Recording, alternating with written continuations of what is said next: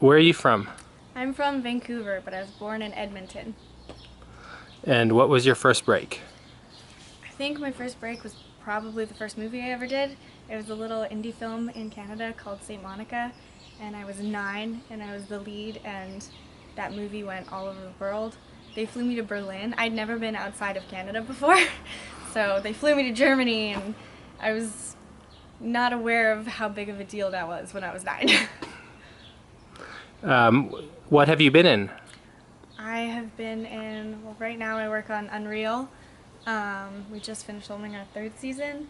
I've been in Caprica, I've been in The 100, I've been in 4400, lots of sci-fi.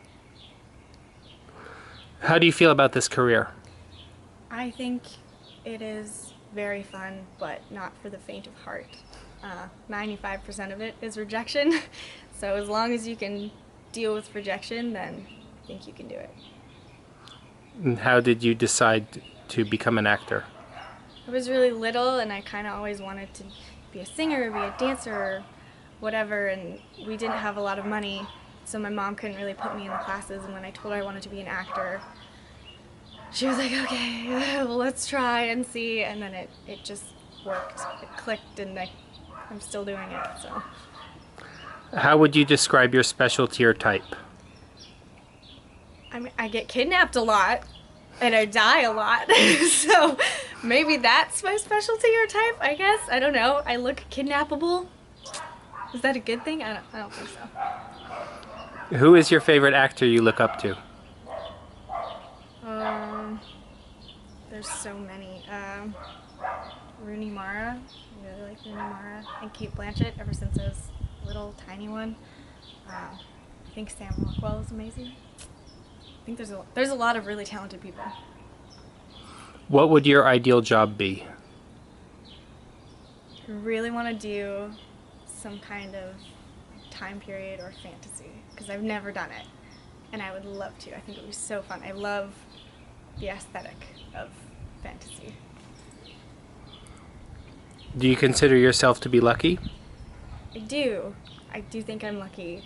I also think that I've worked really hard for a very long time. So a little bit of both. What advantages do you have? I think I have the advantage of I grew up really pretty poor, so it's given me, I think, a very good perspective on the world and how things are, which has been very useful. Would you rather have a car or a diploma? Diploma. I don't even know how to drive. What do you think about the need for instant gratification? I don't think it's always a bad thing to have instant gratification, but I think people's inability to be patient is not good. I think patience is really important. How do you feel about how interconnected the world is becoming? I think it's really interesting.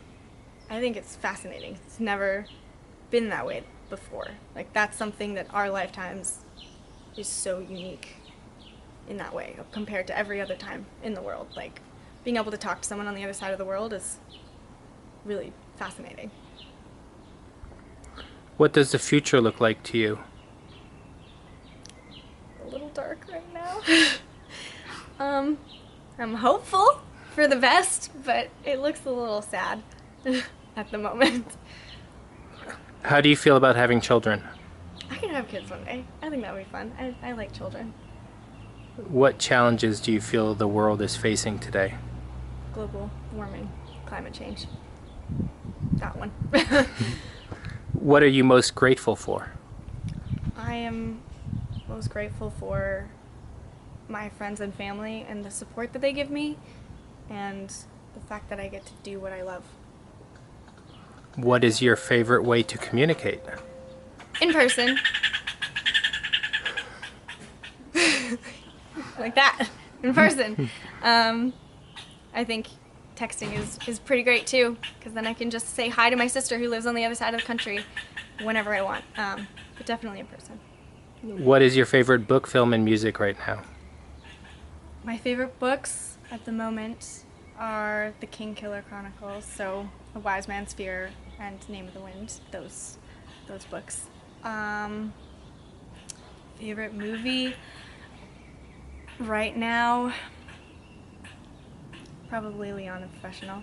And favorite music, I listen to a lot of Joe Hisaishi, who's a composer, Japanese composer.